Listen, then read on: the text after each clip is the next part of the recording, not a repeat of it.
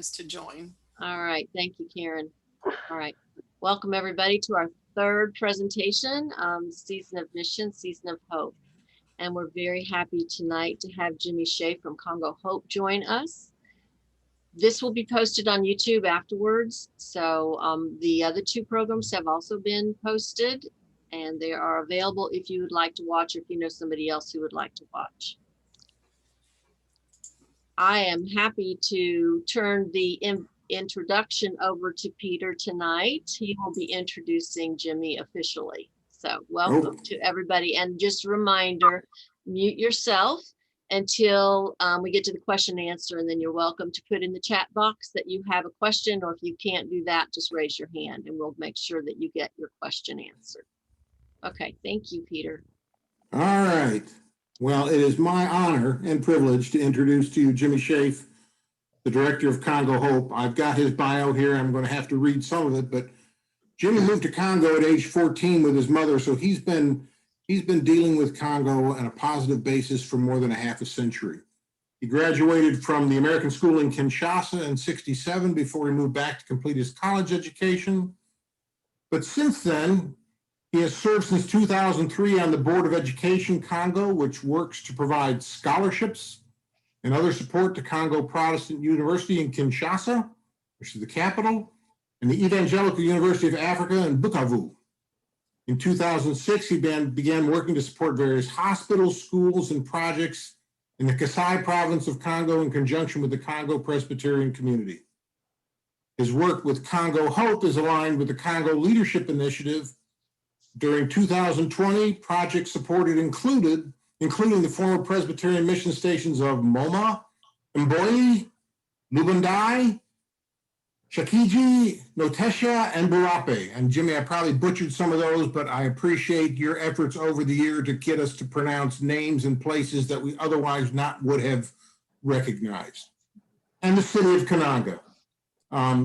Jimmy has the relationships with these people which allow the program to be successful. On a personal note, I remember the first time Jimmy came to Kingsport, I was the chair of the missions committee way back when. And of course, we invited him the weekend that they changed all the exit numbers on I-26. So I had a very great difficulty trying to tell him exactly where to get off, but we managed to work through that. And since then, Jimmy's been back several times. For those of you who are returning, you know what a fantastic public speaker Jimmy is. You're looking forward to a great presentation. For those of you who have not heard him before, you are in for a real treat. Now, when Jimmy's not wearing the Congo Crusader cape and mask, he actually has a business that he founded in 1973, Career Training Concepts. To date, he has trained more than 7 million middle and high school students and 300,000 adults. It's in its 48th year. He has employees in 25 states who serve government, military, and other organizations. He is an elder at the Shalford Presbyterian Church in Atlanta, an advisory board member for Shalom International Ministries in Clarkston, Georgia, and serves on the board of directors of Congo Leadership Initiatives. The other 2 hours of the day he sleeps. He and Jan have been married for 51 years, have 2 adult children, 3 grandchildren. And before I turn the floor over to him, I'm going to do what I usually do when I hear Jimmy. I'm going to steal shamelessly because he's such a fantastic public speaker, and that's what I always do. Jimmy's description of himself in his bio was director pro bono of Congo Hope. To me, that was an interesting phrase because when you say pro bono, what you generally think of is free legal advice. And in fact, when you look it up, that's exactly what you get. But if you look up the entire phrase, it's a contraction from the Latin pro bono publica, which means for the good of the people. And I can think of no better way to describe our season of mission, season of hope, as what we are doing is for the good of God's people. So, to the friends and family of Waverly Road, I now yield the floor to our guest speaker, Jimmy Shafe. Jimmy, thank you for coming. Thank you. I appreciate it. And let me just tell you that that bio I pulled up and typed up some stuff. I told Susan to edit freely, and I really anticipated about 9/10 of it going away. It sounds a whole lot more impressive than it really is. If I listened to that, I would think, wow, this might be somebody. I'm not. I'm just me. I have had the honor of being tied into Congo work for a long time, and but I got more serious about it in recent years. And so for about the last 17, 18 years, I've been pretty heavily involved. So by way of not really an opening prayer, because I don't want you to close your eyes, I'm going to start my screen, and hopefully you can see that. Somebody, Susan, Pete, answer. Can y'all see my screen? Yes. Okay. So got a short selection here. See if you recognize the music.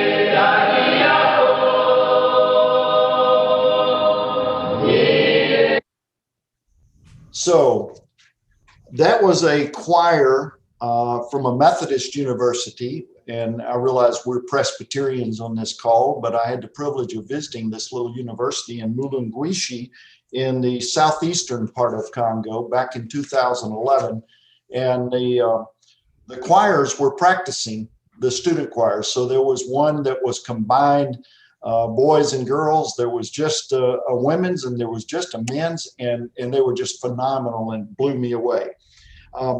My organization now is Congo Hope. Now, when I first came up to see you guys, we were Rivers of the World. Later, the name of Rivers of the World changed to Mission Hope. And I believe you had Ben Mathis up last year for one of his last preaching trips with Mission Hope. He is now fully retired. But Mission Hope decided earlier in 2020, last year, about this time, they decided they didn't want to work in Congo anymore. So that left me looking around to find the best possible match for the projects that I work on. And I combined with Congo Leadership Initiative. Congo Leadership Initiative was founded by the young man that's on the bottom of the screen there, Nate Houghton. When Nate was a sophomore at Cornell, he decided one summer that he wanted an adventure, and he decided he wanted to make a difference in the world. So he literally dug into United Nations World Development Index or Index of Developed Nations and realized that Congo was sitting at the bottom.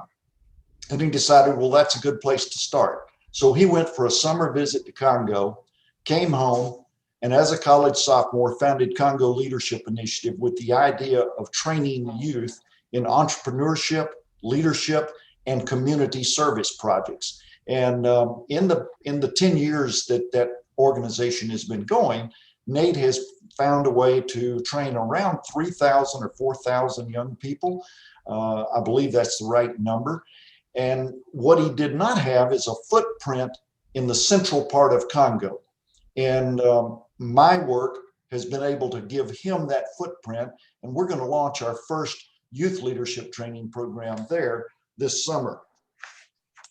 To give you a bit of an orientation of where we work in Congo, this map shows you some of the areas that Pete was working very hard to pronounce a while ago. And Pete, if it makes you feel any better, Presbyterian missionaries since 1916, I guess, have called Bulape, Bulape. When I was up there about 5 or 6 years ago, I overheard some of the locals talking, and it sounded like they weren't saying Bulape. And when I inquired about it, turns out they were saying Bulap, Bulap, with almost a blowing at the end of it. And I suddenly realized, son of a gun, for 100 years, Presbyterian missionaries have been mispronouncing the name of this village. And now I think the Congolese have pretty much given up and they just call it Bulape as well. But this area on our map, and I'm going to get a little spotlight here that I can use. This particular area on the map that's highlighted shows the traditional Presbyterian mission area that was launched in 1890. So Presbyterian missionaries have been there for 131 years now in Congo. And these are particular locales where we are doing work now. I'm going to try this and see if I can get to a little bit more detail for you. Since I mentioned Bulape, I'll start up there and hopefully this is going to work. We shall see. But I don't see anything happening.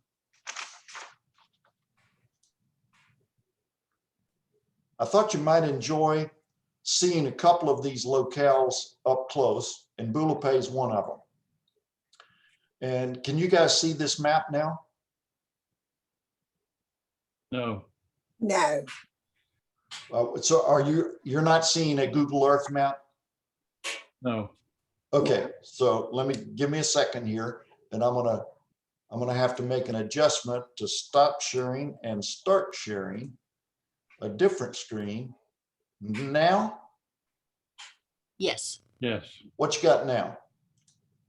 it's a map that's green primarily. Looks like a satellite image. There you go. Okay. So if we back way up, you're going to see an orientation of Congo, the Kasai River, etc. And then we're going to zoom back in, except I may have lost my village now. That's not good. So when we zoom back in, this is Bulape, and this is significant to Waverly Road Presbyterian for one reason. This is a little mission station. You've got, computer's going to be a little slow, but you've got the church, a school, guest house, hospital up here, and a small airstrip. Now, that's not really that significant to you guys. What is significant is that where this village area is known as Bulape, this village area slightly over here would be called Bulape 2 or Bulape 2. And you see this building right there? I'm going to try and zoom in on that. And that building right there is a school that Waverly Road Presbyterian was involved in building a primary school that was completed in 2016. And it now has over 300 students. Schools reopened in Congo about 2 weeks ago or 3 weeks ago. And with that, those students now have somewhere to go to school daily. We could do that, but it'll be time consuming and cumbersome to look at all these other mission stations. And what I would do, if you guys are curious, I'll furnish this map page with the links on it, so you could actually do a satellite view of every one of these mission stations if you chose to do that. Congo Hope, what is our role? I like to look at it like if the Congo Presbyterian Church were shaped like a rectangle, which of course it's not, and the Presbyterian Mission Agency were shaped as a square, which of course it's not. Medical Benevolence becomes a triangle, and the Outreach Foundation, all of these are Presbyterian organizations. But as you can see, you cannot possibly put a rectangle, square, triangle, and circle next to each other with contained specific charters without there being gaps in between and areas that simply are not covered. So what Congo Hope tries to do is fill in the gaps in service that naturally evolve between the charters of these other organizations. And one quick example of that, Medical Benevolence Foundation helps support the Good Shepherd Hospital in Chikaji. Presbyterian Mission Agency founded that hospital in Chikaji and is still involved. Yet, a couple of years ago, we were ready for some 30 workers to retire and discovered there was absolutely no funds available to cover the pensions for those retirees. They had worked there for some of them 25 years. It was not right for them not to be honored and being put out to pasture with no retirement pension. And that's not the way the rules work in Congo or anywhere else in the world. They shouldn't.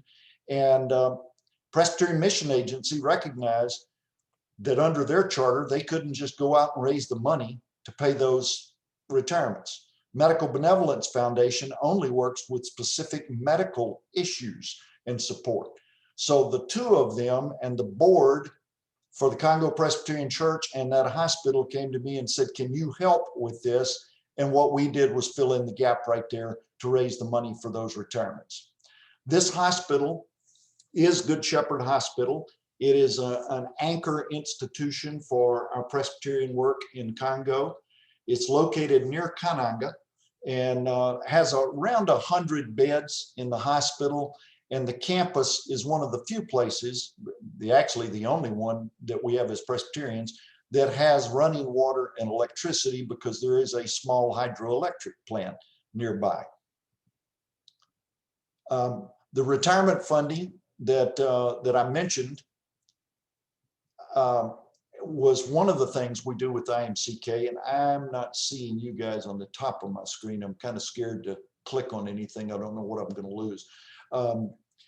We've helped with nurses, frocks, linens, scrubs, indigent patient care funding, nutrition assistance, and completion of a women's center that all are related to that. And in fact, Waverly Road had a role in completing that women's center as well.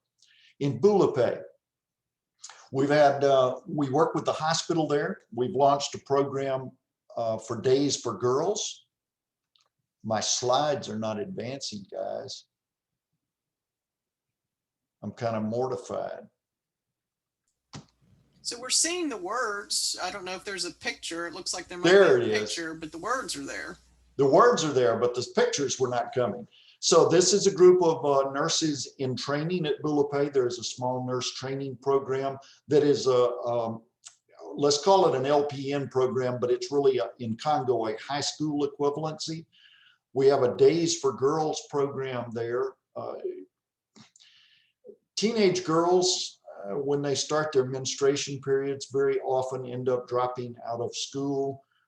They have several days a month that they are not able to go to classes, and what happens is they fall behind and they end up dropping out of school. So it's very important to have feminine hygiene products, which of course they cannot go into Walgreens and buy. So washable, reusable napkin sets or something that Days for Girls are involved in. We've also been involved with Women's Empowerment Program. Now there's a small pig farming operation with several pigs, gardening, soap making that we've helped with up there, as well as a motorbike for outreach and evangelism, as well as the cervical cancer screening in nearby villages. This is from one of our visits to Bulape. The guy down here on the bottom right thinks it's his delight in life to come up to guests that visit there. And he tends to carry around a big gong, kind of like this. I guess you can see that. And he loves to come up to you and surprise you by gonging you right on the top of the head with that sucker. And he got me, he got everybody in the group. My wife, Jan, had not seen any of that occur because she was in another room, and none of us told her a word until he gonged her in the head too. A little devious, but it worked. It was fun. These are just the kind of crowds that if you go visit Congo are right with you every step of the way. And this chief right here, Chief David, is in traditional garb. Ironically, when I saw him the next day, he was in a business suit. So that is not their everyday attire. The school in Bulape, the one I showed you on the map a minute ago, primary school, this is what was. Kids would come to school. You can see there's spaces in the palm fronds if it would rain, which it does twice a day, 8 months out of the year. Then the rain would stop the classes and the kids would all go back home. not a good situation at all. And they asked for us to help with the school. And we agreed to fund the materials if they would provide all of the labor. And that school there turned into this. And Omba Ngandu, in the center of this picture, has visited your congregation back in 2016 when we came up there. I'll show you a few scenes of the process of that falling into place, from the chiefs who met with us and asked if we would consider doing the job, to bricks being made. They made 50,000 bricks, one brick at a time, using this specific little brick press where you can put the mud and the clay in there with mixed with some grass, press all the moisture out of it, and stack them to dry. After the bricks have dried, then they would put them into a kiln, except that instead of a brick kiln like we would normally use here, they actually build the kiln out of those bricks that they've just made. Stick big logs up inside it and set it on fire, and I have no clue how long that has to go, but they stoke that fire and keep it going. And once the bricks are cured, they then disassemble the whole kiln, and that's their bricks for building and doing the construction. They use very scientific methods to do this. As you can see, it's very detailed, complies with OSHA construction standards all the way. These baskets of crushed stone, the ladies of the village, that was their contribution to the labor.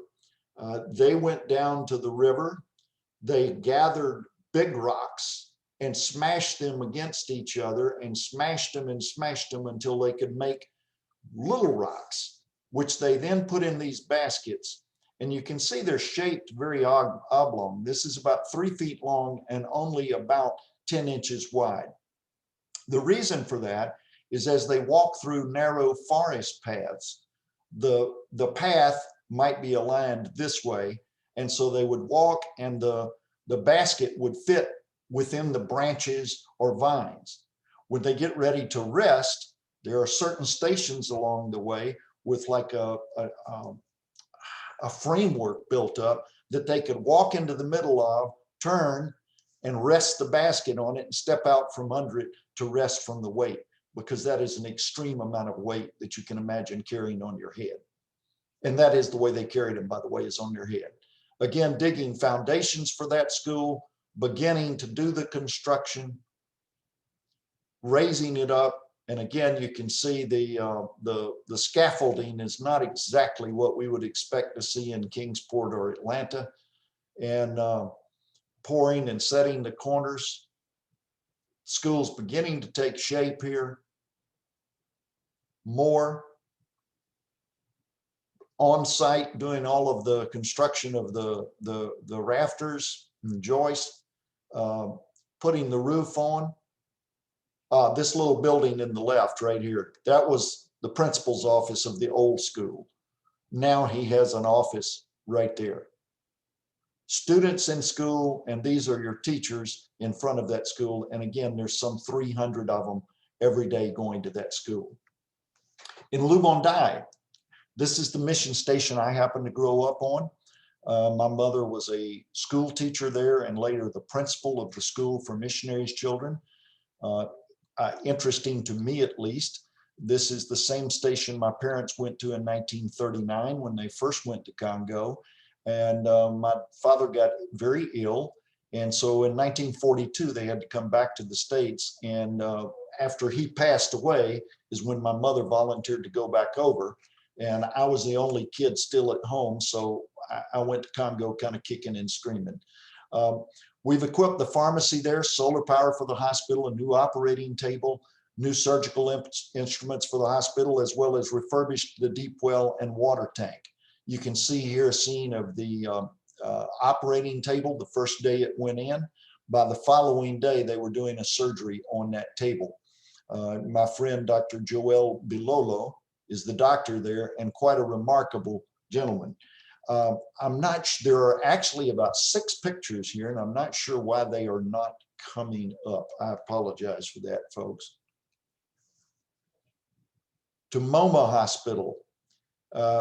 There we have done pretty much the same thing, except that we do not have a deep well. We've got water cisterns. We've put in new roofs after storms, planted palm trees that they can harvest the palm nuts to make palm oil, which is a source of income for the hospital. We've bought some equipment for them, mattresses and beds, as well as a motorbike. And that motorbike was instrumental in saving a life almost immediately after we purchased it, when the doctor from MoMA was summoned to go to a hospital in Mboy, because the Mboy hospital did not have the capability of doing a ruptured spleen surgery, and the MoMA doctor knew how to do that. Here's a few scenes from MoMA. This was after a giant storm had come through and blown off the roof off of most of the hospital, or at least the largest building. And they simply do not have any kind of safety net of resources to be able to react to something like this. So it's imperative then that we try to help as best we can. And in that case, we could.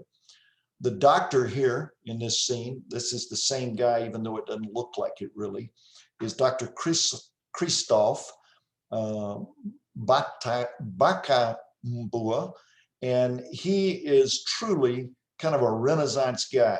He does the surgery, he runs the hospital, he sets up the community gardens. He sent a request to me about 10 days ago and said it's time for us to start working on the school there and refurbishing, because the buildings are just in terrible shape. The main route to MoMA involves this ferry. And so to get there, you're driving up a rather precarious looking ferry, which is then pulled manually by cable across the river and disembark over on the other side. Very slow process, and one that is very common in Congo. The Mboy Hospital. And by the way, Susan or Peter, I'm trusting y'all to find a way to interrupt me if somebody has a question, or we can kind of hold them till the end. And boy, we've done much the same thing with pharmacies, cisterns, structural repairs, an OR table. The OR table for Mboy has a story with it. We were able to find a hydraulic operating room table that was used. We were able to find a technician in Kananga to refurbish it. So we got it completely working again from its frozen state, managed to get it completely functional, and then took it apart into two parts. And they loaded it on bicycles. And they pushed those bicycles, two different bicycles, because each had a half of the thing and a half of the table. And you can't, of course, ride a bicycle through sand very well anyway, but you certainly can't when you've got half of an operating room table on the bicycle. So they pushed those bicycles for 7.5 days from Kananga to Mboy to load them up in that hospital. And again, within 2 days or so, they were doing surgery on patients in that hospital. The doctor there is this young man, Dr. Cedric, very, very capable, sharp young man, very not as experienced as we would like, but he's getting there. Improka is the business operations arm of the Congo Presbyterian Church. The church in Congo, different from here. If you equated it to Waverly Road Presbyterian, it would be like you guys having a printing press operation and printing all the bulletins for all the churches in town, as well as political flyers, some newspaper ads and things like that, in order to raise money that would then be used in the various ministries of Waverly Road. That's the way Congo Church operates. Why? Because in somewhere around 1903, Presbyterian missionaries took a printing press out there so that they could begin printing Bibles. That was the genesis of it. They are still involved with printing all kinds of Christian literature, Christian education literature, as well as now we've got the equipment in there that they can actually bid on contracts for the government to produce textbooks, because the schools have a horrible need, terrible need for textbooks that are simply not available. And now Improca can do that with equipment we've been able to get them within the last year. I found a digital printing press here, bought it up in New Jersey, shipped it out of Delaware, and about close to 2 years after I'd found the press, we finally got it on site in Kananga and working, producing materials. Evangelism, that is still a part of what we do, though I've got to tell you, it's not the big part. The Congo Presbyterian Church has 1.5 times, 1.3 times the number of members that are in the Presbyterian Church USA. So there's around 2 million people in the Congo Presbyterian Church, and they don't need Jimmy Shafe to go over there and preach. Though on a Waverly Road trip, Ike Brighton was able to go preach in one of the churches, but that's not our main thing we're doing. We can, however, help them when they reach out to evangelize. And this scene right here is one of the coolest, because this is in a village called Dikesi, which is way up north of Bulape. And the way to get to Dikesi for this evangelism outreach, to reach a little church there, was by loading the motorbikes on these dugout canoes and crossing the Sankuru River. Now those went pretty quickly, but I'm hoping this last one stays up a second here. So you can see they load the motorbikes and the people into that dugout and cross the river to get over to the other village where they could then have what amounts to a revival meeting. And it went quite well. And those are the kinds of things that we can help fund, that they don't need me or anybody from here to come do. They just need some help to make it, logistics of it happen. One of the other aspects of our work is involving scholarships. We've got nursing students, lab tech students, medical students, and regular college students, university students on scholarship. I think at the moment we've got about 6 medical students. Both of these two have now graduated and are in the process of getting their MD, but they have graduated from their 8-year medical school program. Congo Protestant University, I should say, Noah McMillan is on our Education Congo board as well. And Rick and Cynthia played a key role in that for a number of years, helping us. And the Congo Protestant University has a medical school with just over 1,000 students in the medical school program, spread over an 8-year window of time. Women and children's programs. Oh, I hate that picture went fast. Maybe I can get it to come up and pause. I don't know if I can. The lady you just saw a moment ago in the blue dress is Reverend Jackie Ntumba. Jackie is a remarkable lady that is now the chaplain at Good Shepherd Hospital. And she has created opportunities for women with soap making, sewing, gardening, the Days for Girls program in Bulape that was launched. She's the one that got that started. She is currently really heavily involved in caring for indigent patients at Good Shepherd Hospital. In 2016 to 2018, we had war in that area with a rebel uprising that created massive problems, as well as displacing thousands and thousands and thousands of people. Some 50,000 people fled into Angola, just south of this area of Congo. And they pretty much had taken up staying there and begun to build little homes. And then the Angolan government decided last year they could no longer stay there, and they ran them all back into Congo. And by the time they came back, most of their houses were occupied or had been burned or torn down in the war times. And there's sort of a little tent village has cropped up near our main hospital in Chikaji. And Pastor Jackie is the prime person that is reaching out to those families to try and help them with nutritional issues, medical issues, getting their kids in school, and you name it. There's one other program in Kinshasa, on the other side of the country we're involved in, called FIBA, which if in French, I can't remember the acronym, but it's basically Women Cradle of Abundance, as in mothers. And these ladies were involved in either prostitution or they had been attacked and assaulted on the street.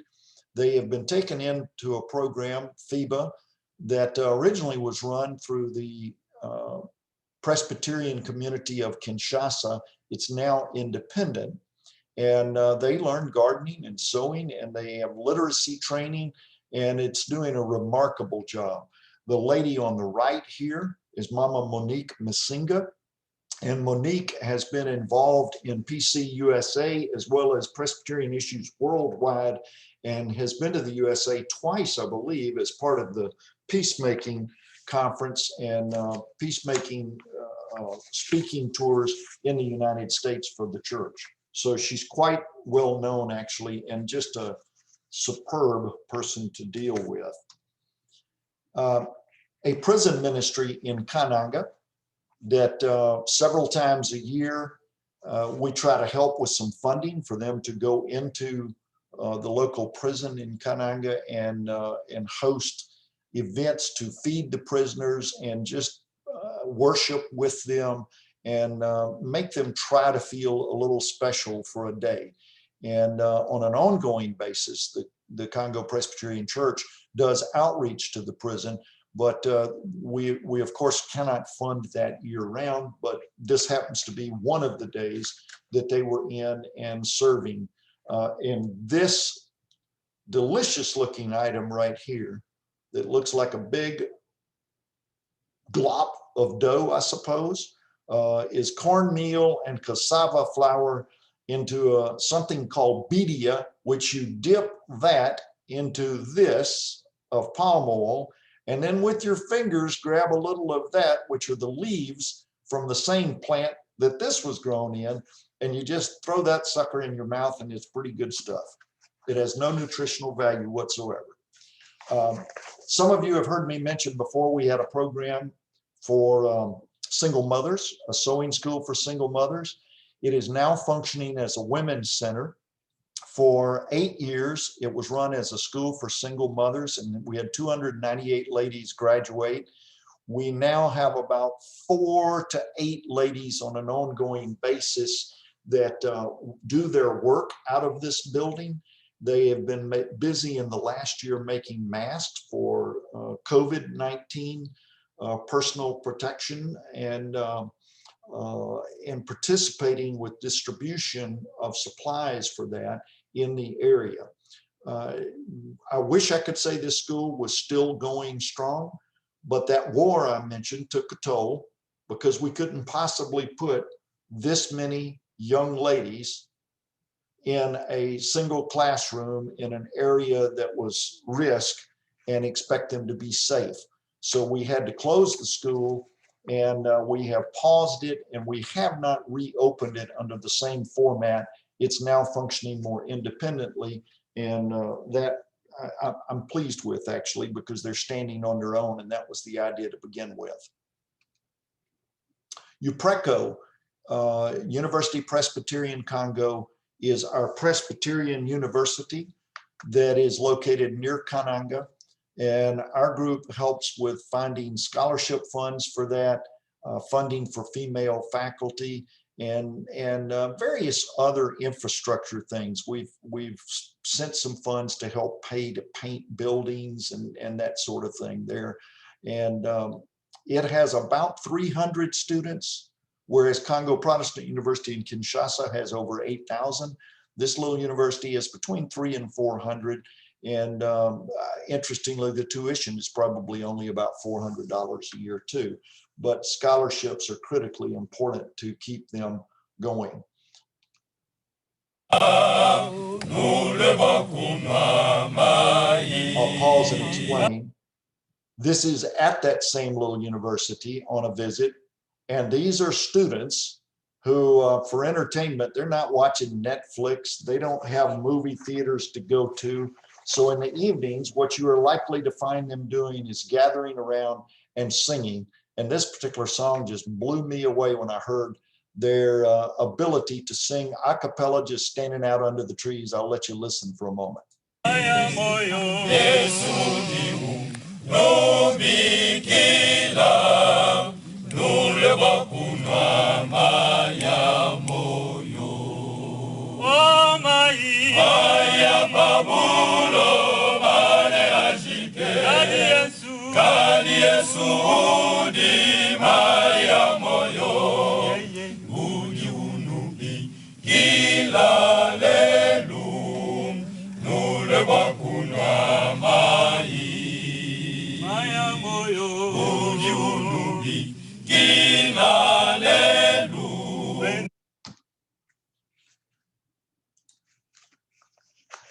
Moving on, we're almost wrapped up and ready for any questions or comments. One of the things we've been trying to do, particularly hard in the last 3 or 4 years, is make sure that any project we're doing has some degree of sustainability and that it can last way after I'm out of the picture.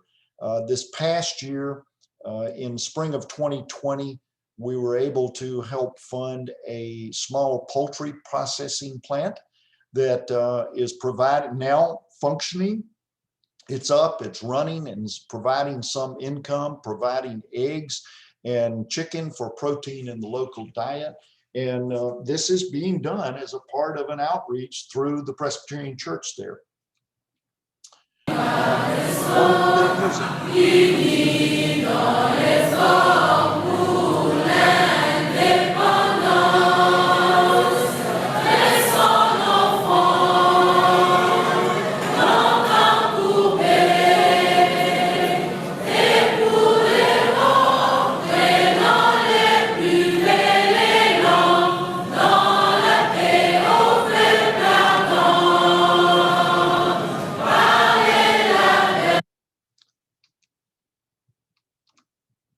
And that is pretty typical of a auditorium full of students at the Congo Protestant University.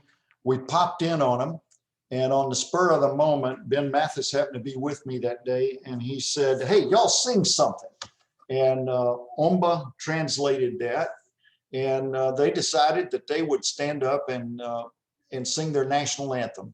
So that was several hundred Congolese college students singing their national anthem, which I just thought was really cool, and being able to listen to that worked well for me. All in all, what we're trying to do, and Pete, you said this to begin with, it's about serving God's children wherever they are, and however, we've got to find ways to reach out and do that. And you guys have been a part of that now since 2006. I made my first visit up to Waverly Road in I guess it was very beginning of 2007. And Waverly Road Presbyterian's been a part of this work in Congo. And I from the bottom of my heart, I can't possibly thank you enough for that. Does anyone have questions? Cynthia has a question. Hey, Jimmy. Hi, Cynthia. I want to know about COVID in the Congo. Has the COVID been bad, not so bad, and how has that affected your ministries? Great question. Because the only thing I mentioned about it was the ladies that were doing masks and making them. One of the things that we did immediately in Congo, and I don't want this to sound political, yet I don't quite know how to avoid it. In the United States, we went through a rather prolonged period of denial as to whether or not COVID was actually COVID or real. And in Congo, on the other hand, ironically, this is a country with hardly any healthcare structure, yet they are used to fighting Ebola. They are used to fighting malaria and cholera and other things. So the minute COVID popped on the world scene, last March, while we were still trying to figure out whether it was real or not, the president of Congo closed the borders and closed the schools and closed the churches and said, "That's it. you're not meeting nothing meets with over 15 people. And started putting out mask mandates as best he could, because again, they can't go to a store. Well, think about it here. We couldn't go to a store and buy masks. Everybody was making them. So one of the aspects of our ministry was that very early on in March last year, we sent either $5,000 or $6,000 over to the main hospital and to this group of ladies and said, start sewing. And so they literally produced thousands of masks, which were distributed to the hospital workers in that area. Schools at that time closed too. So the universities and all the schools closed for a period of almost 6 full months. And here, our daughter is a teacher. And Susan, as somebody with your role as superintendent of education, or not superintendent, chairman of school board? Well, I'm retired. School board, yeah. School board, yes. So, but think how in this country, we were able to pretty much pivot, and teachers, God bless them, found a way to begin teaching with remote access. And through Google Works. Well, that's really cool, but it doesn't work in villages where there is no electricity or internet or capacity for that. So when schools stopped there, they simply stopped. Protestant University in Kinshasa, Dr. Mampunza, that Cynthia, you've met, Sam immediately challenged 3 of his young professors and an IT guy and somebody else and said, okay, you're my task force on this, figure it out, because that university lives on tuition. And when students can't come to class, there's no tuition being paid. So the school was either going to fold up rapidly or they had to figure it out. And they have worked very hard to get some basic infrastructure in place, and began teaching classes by distance learning, and they've survived that onslaught. They opened back up in, let me see, April, May, June, July. So they opened in September. They were open for about a month, and the virus started spreading again in Kinshasa very much, and the president closed everything again. And so they were open for about a month and then closed for 2 more, 3 more, opened briefly, closed briefly, and about 2 weeks ago, they opened again. So we hope that the schools and churches can continue. In terms of actual COVID cases, Congo has fewer COVID deaths documented than my county does in the Atlanta suburbs. You know, they're down around 1,000 deaths, and it's just remarkable. I wish I could see it real quickly, but I look at the Johns Hopkins map almost every day and track that, and they're going to make it through, and they're going to make it through probably better than by far already than we have. So is the population mostly young people? Well, you know, yes, and that may be in their favor.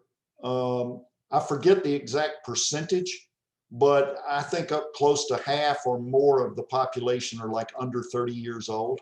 And then you've got this kind of gap where there was a lot of war years, and then you've got some older people. But the life expectancy in Congo, the last time I looked that up, was only around 50 years old. So if you find somebody 60 or 70 years old, they're old. They're practically ancient in Congo. Does anybody else have a question? I cannot see you, so you'll just have to speak up. I had a question. Pete, we hear a lot about the Chinese having a significant influence on infrastructure in Africa. Has their influence extended into Congo? Yes. Chinese brokered a deal with, made a deal with Kabila while Kabila was still the president, and I have to put that in quotes, of Congo. And so in return for some mining rights and that sort of thing, they agreed they would rebuild the railroad infrastructure and some schools and bridges, etc. And they've done some of that. I personally can't really fault anything they're doing because it's the kind of stuff that we could have done as Americans. And we have our share of American companies, US companies that have exploited the mining in Congo and the mineral wealth. Congo is I think it's rated as the richest country on the planet in terms of its natural mineral wealth in diamonds, gold, copper, tin, coltan, that's a mineral that's in every cell phone. And we've done our share of bad stuff there. The Chinese so far have not been doing bad stuff. I think everybody's just worried about what might come, but they are currently building a hydroelectric system on the Congo River. And they have one there that is the Inga Shaba project, Inga Shaba Dam. And they're building what will become the largest hydroelectric dam project in the world. And it will produce enough hydroelectricity to power about half of Africa. And it's started construction again. So Kananga or these other cities, locales that I showed you, do not have electricity on any kind of regular basis. And in fact, when I said Chikaji had running water and electricity, that's variable. That's the last time we were there. You knew when you left there to go to Bulape, you were going to be a couple of days without getting a shower or anything else. So we always wait till the last minute and take one last shower before you leave Chikaji. And the water pump wasn't working. There was no water and we couldn't figure it out. We got to Bulape, and about 3 days later, we found out what the deal was. A python had gotten caught in the water pump turbine, and this python was about 5 inches in diameter or something, and it had just completely obliterated the water pump.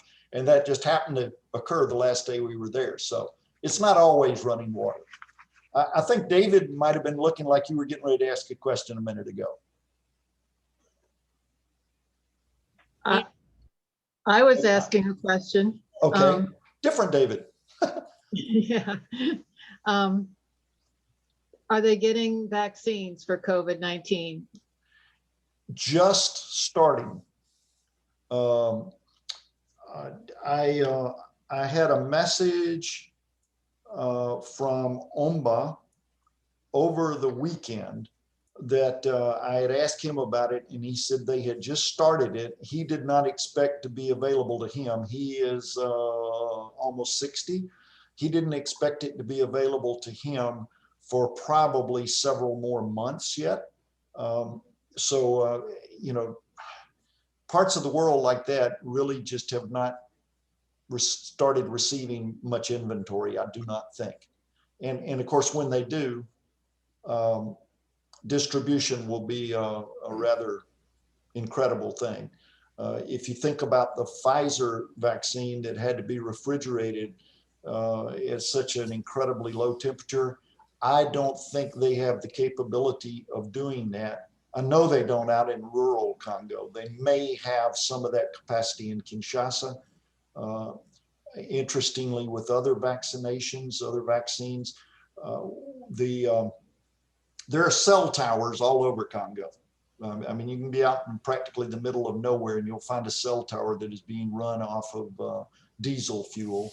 And the Vodacom and Celtel are the major carriers, and they keep that system going. Congo never really had landline phones. So it went straight from no phones to cell phones.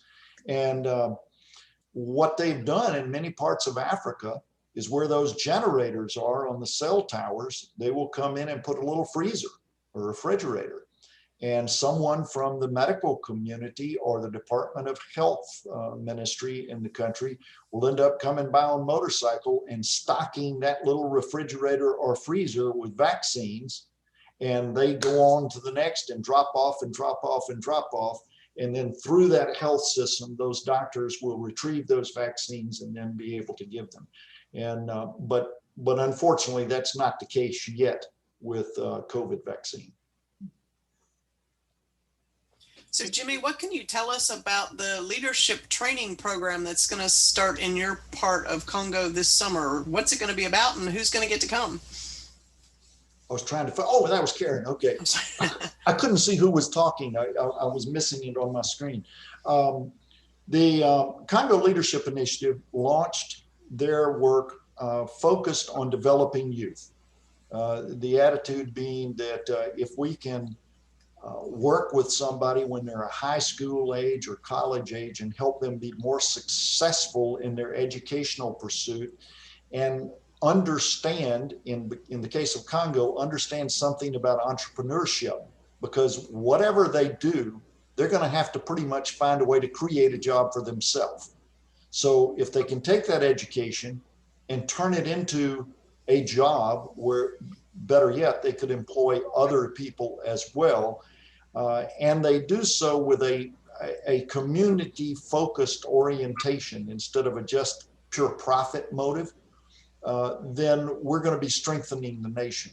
That was Nate Houghton's vision, and he's done a really great job of putting this curriculum together. That and when you say youth in Congo, they consider anybody under 35 as youth.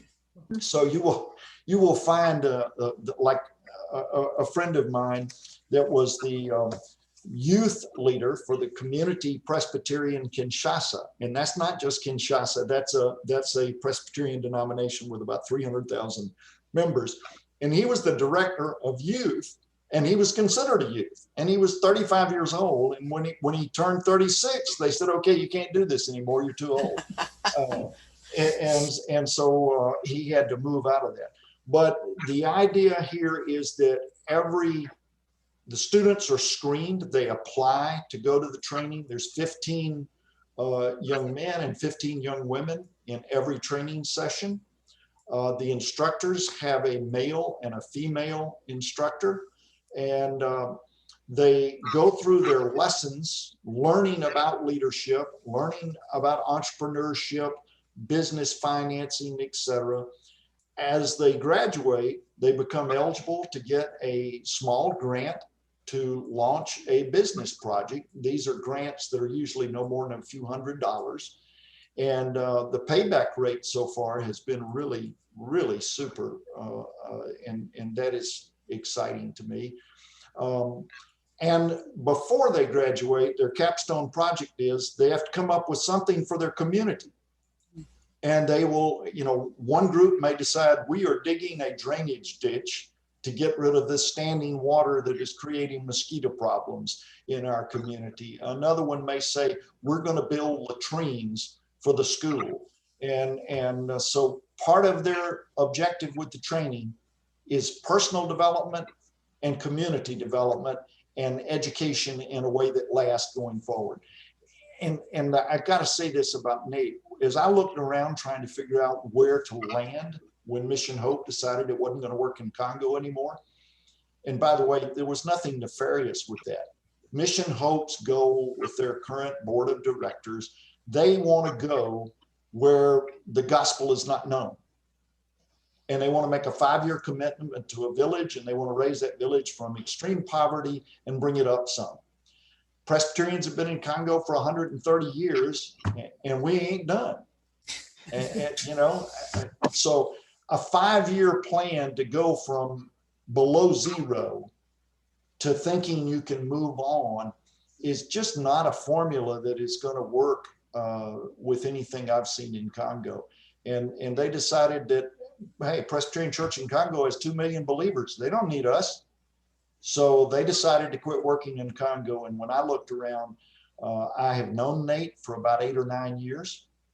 I have helped support his organization in the past, and I think very highly of him and his work and the mission. And it was a great fit. He did, when I showed y'all that map to begin with the red area circled in the middle, that's an area of Congo where Nate has had no students trained, no footprint, no sessions done. And it's an area of Congo where I'm fairly well connected. So I could bring a geographical footprint to Nate and a whole bunch of relationships, and he could bring curriculum to me. So it was a nice marriage that I think is going to work. And maybe best of all, Nate's like 30 years old. You know, he's going to be here long after I'm history, and be able to keep this stuff going and helping people way after I'm out of the picture. Awesome. Thank you. Well, it's a little after 7:30. Does anybody else have a question that you need to ask tonight? If so, speak up, because I cannot see you. And Susan, I will send you an electronic file with a handout on some of this stuff that I was covering, especially since some pictures didn't pop up. And there'll be links and things with that. And I'll send that to you so that if anybody wishes to have that information, all they got to do is reach out to you. Wonderful. Well, Jimmy Shafe, Thank you. thank you. We appreciate very much your time with us tonight. And I've already given you a little fair warning that we're going to ask you to please close us with prayer. Okay. Let us pray. Father, we thank you. We thank you that even in a time of the crazy world we live in, where we cannot be together, where we cannot hug on each other and love on each other, that some way we can still manage to meet. We can still feel your presence. We can still see your hand at work in the world. And Lord, we thank you for that. We ask that you empower us, you enable us, and you show us where we're needed and how we're needed.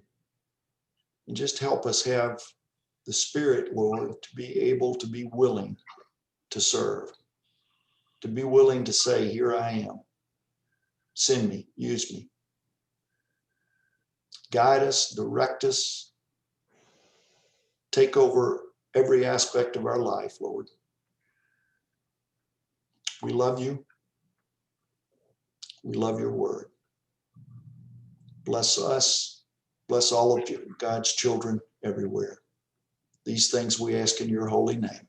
Amen. Amen. Thank you. Good night, everybody. Thank you for participating. Thank you, Jimmy. All right. Bye-bye. Bye. Thank you. God bless you. Thanks.